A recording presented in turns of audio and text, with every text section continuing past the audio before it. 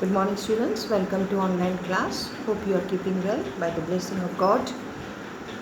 So, students, once again I am with you, and today I am going to teach you social science, the history segment from your NCERT book, chapter number 3, and the heading is Making a Global World. So, students, in my previous lecture I discussed about that how world is taken a shape economically, politically, socially, and we are passing through 21st century, and a series of changes, series of revolutionary activities, series of political activities, those have been taken place, and after that, now at present we are in this stage. So first the traders, the sailors, the pilgrims, the priests, they were traveling all over the world, and they used to exchange their language, their food habits, their cuisine, their culture, and after that, those were the traditional developments, or those were the spiritual developments. And after that, economical development or developments, those were visible. And economic development or trade and commerce, that is the main root of the progress or civilization of any country of the world.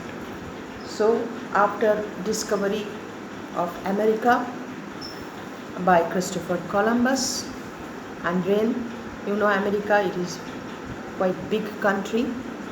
So after discovery of America, a drastic change took place in the world. Trade and commerce developed, import and export started developing between European countries, America, and also simultaneously Asian countries. So the demand of laborers and slaves. So with the demand of laborers, the laborers or the bonded laborers, slaves, those were supplied from Africa, that means the Negroes, but during that time they carried some strange diseases along with them. And the sailors also, they also used to carry diseases on voyage. So one of the major diseases that was fatal diseases, it had spread in America, that was smallpox. Smallpox, it became epidemic, not pandemic, that nowadays we are passing through pandemic, that corona phase, but that was epidemic in America. So when epidemic took place in America, that half of the population, that means original inhabitants of America, those were disappeared, that means died.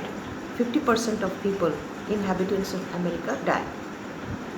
So some European countries, they took full advantage of that state. So they migrated to America, established themselves, started plantation, and in the forestry department they developed a lot. So economically they were quite flourished. So amongst them, Spanish, Portuguese, French, English, Dutch, they were those people. They migrated to America and they did the plantation and added to the economical flourish or hike. So gradually colonialism took place. They became the imperial states. Different regions of America, they had spread. They started ruling. And in my previous lecture I told you, in the 16th century it was Spain and Portugal. The people from Spain and Portugal, that means Spanish and Portuguese, they only reached first and conquered America. So it was the matter of 16th century. Gradually, with the passage of time, development also took place. Colonialism, it was quite popular. Imperialism, it was quite visible everywhere, especially in the European countries and American countries. And laborers and slaves were supplied from African countries. So guys, today we have to start from here, the continuation of this chapter.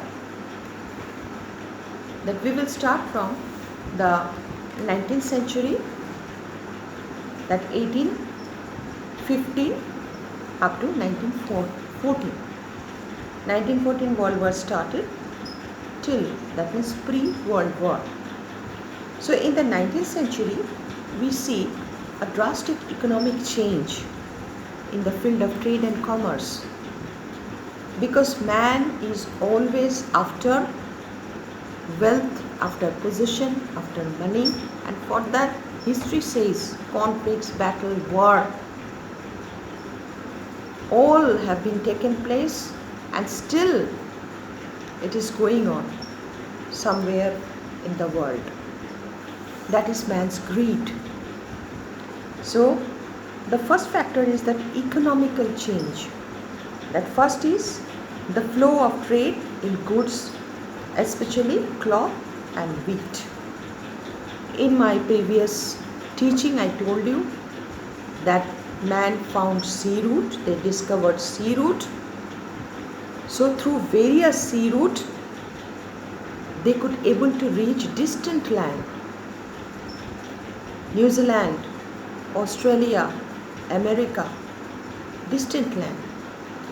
So through sea route, that means through cargo ship, the raw materials they were supplying, especially that cloth and wheat, because in Western countries, the people, the main food, that is bread, bun. Wheat is the main grain. So they used to supply cloth and wheat. And the second point is the flow of labor due to migration. With the development or with the growth of population and with the demand of resource, so laborers were required, manpower was required. So most of the laborers, they were supplied from Africa, and those laborers, they were bonded laborers from Africa. They were supplied to America. They were bonded laborers. That means on contract basis, in very low wage. They had to work hard. They had to give intense energy, labor towards plantation, in forestry department, industries. So these were the laborers, that means the black people, they used to work, and they were supplied through voyage from Africa to America. So the demand of laborers or flow of laborers according to the demand of the respective country or respective continent or origin or region. Now the third point is the movement of capital. So economy also started changing time to time. The currency, the economy, the capital, the imperial state or the colonialization and or colonialism, both imperial state, those are interlinked. So the capital also started changing time to time. Sometimes it was reduced, sometimes it was high, uplifted. So these are the three factors. Those were visible after conquest of America or after discovery of America, after industrialization, after development of trade and commerce. So after that, it has come to the point that world economy takes shape. So through this process, that means export, import of raw materials, supplying of laborers, and establishment of industries, plantation, cultivation, agriculture, forestry department. So a shape, economical shape took place. An economical shape, it was visible all over the world. So meanwhile, corn, it was one of the main crops, grains during that time. So Britain, it imposed corn laws. That means a law, it was imposed by Britain that corn should not be imported from other land. So British people, they raised their voices to abolish this law, corn law. After abolishing this corn law, the British market, that means economic market, declined. So Britain also faced an intense economical crisis. So this corn law, it also added to an economical crisis during that time after abolishing of corn laws. This is one of the phases in between when the world economy took shape.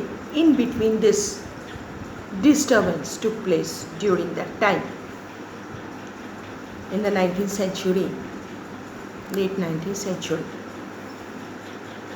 After that, role of technology in 19th century.